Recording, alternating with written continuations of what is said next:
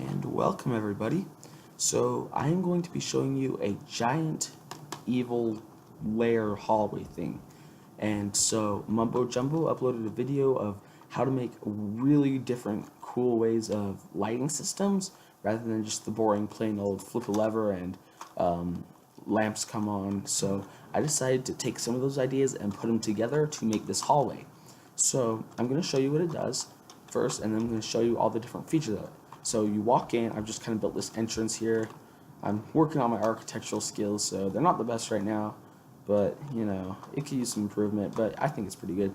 So then you come in and it's dark and it's kind of getting creepy, and it says flip the lever if you dare, and yeah, that's right. And so then there's a lever down there and you flip it, and you look up here and all the fire charges shoot across and the floor turns to glowstone. You're like, whoa, that's pretty cool. And you know, it's not perfect. I messed up on some parts. Wow, this is actually pretty good. All of them seem to light up. Sometimes some of these, like if this one shoots and it might miss and hit this wall and this one won't light up. So sometimes that happens and that kind of sucks. So when you flip the lever, all the lights go out and it gets dark. Sometimes it, you know, does some glitch, but yeah, that's how it works. I think it's pretty cool. And so yeah, all the ideas, well, almost all the ideas came from Mumbo Jumbo. So here's what happens. The lever is connected to 3 different redstone signals. 2 of them are identical, so there's one of these little trails on the other side too. It just goes up here, and this is the fire system. It's really simple. It lights this shoots a fire charge, which goes to the other side. In Mumbo Jumbo's video, I believe he used either a flint and steel or a blaze powder to light it. But I accidentally used a fire charge and I thought it still looked really cool, so I kept the idea.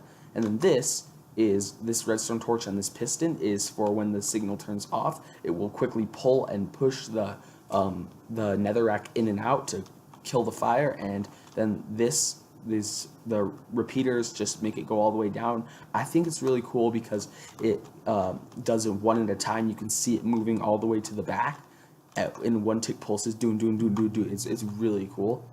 And it makes it look a lot more menacing. And so as I mentioned, there were 3 redstone signals coming out of it, and the third one, the trickiest part was when I realized that I had to keep the lever on that block, because if I move this redstone signal at all, this won't work because it won't be directed towards this torch here. And so that really messed things up for me.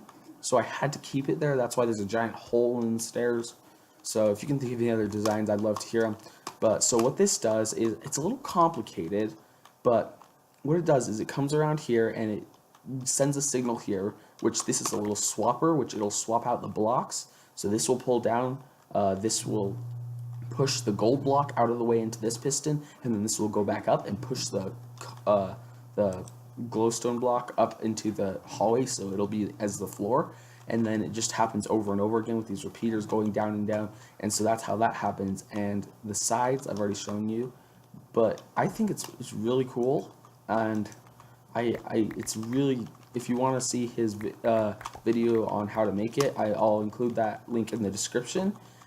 But so if you're wondering why there's a bunch of junk everywhere, also I'm going to explain these structure blocks in a minute. If you're wondering why there's junk anywhere, I was having trouble with the structure blocks, editing them at the last minute, and blocks broke, things went everywhere, and they're just kind of still there. So what I added is I added a feature, because with fire charges, they'll run out eventually, and I'm kind of OCD, so I want to have a system that will reset the fire charges. So you have to push this button to reset the fire charges. You got to make sure in here that all the things are off, and so it's dark in the tunnel. And so then you push this button. And what it does is it sends a signal down here, which activates every single one of these, and they're all set to the same thing. The structure name is Hall, and then it just has the position. And basically what it is it's just 2 of these. I probably could have made it bigger, but I was lazy and didn't want to do another one. So it just has 2 of each system, 2 swappers, 2 side firewalls, and it just activates all those, which just places the structure in the exact same one. They're identical. And it goes a million times, like, I don't know how many this is. I didn't bother counting it. But, and so it replaces all that, and it also replaces all the fire charges in here. So if we go in there, and we flip the button here, and then we flip it again to turn it off, and it killed everything. Then we'll go out, and we'll go see that each of these is missing one from like there. So we click the button, and it resets everything, and they're full again. It's great. But then you'll also notice that there's another redstone signal coming back, which we can see goes pretty slowly. I decided, because then it adds this extra one, I don't want this accidentally being activated and ruining the whole front. So what this does is it comes back and the signal, and then this sets an error block right there, which essentially just deletes that block. And we'll see that happen here. Now originally this was confusing because I'm in negative coordinates, and so when I tried to put these coordinates that say XYZ instead of the block coordinates, it would happen here, and it was confusing for a while. Oh, I took a screenshot. But it was confusing for a while because it would just say the block couldn't be placed like it does here for some reason. I don't know. But it would just say that, and I'm like, why can't it be placed? Turns out it's because there's already an error block there. And I discovered that by making another piston, command block that set a grass block and then an error block, so I could see where it was happening at. And so then I just did the math, added one to each thing, and it went here. And apparently with negative coordinates, because Minecraft has a -0, it's like that. I don't know why they did that, but that's just the way it is. So I hope you liked it. Leave a like, subscribe, definitely, because I only have 7 subscribers and it's kind of depressing.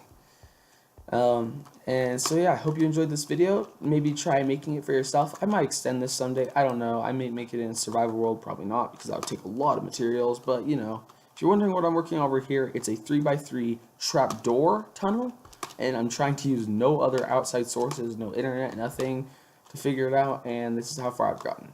Push a button, this one extends and then retracts. Yeah, it's kind of depressing. I haven't worked a lot on it, but you know, I'll figure it out someday. Probably make a video when I do. It'll probably be huge. Yeah. So yeah, thanks for watching. See you next time.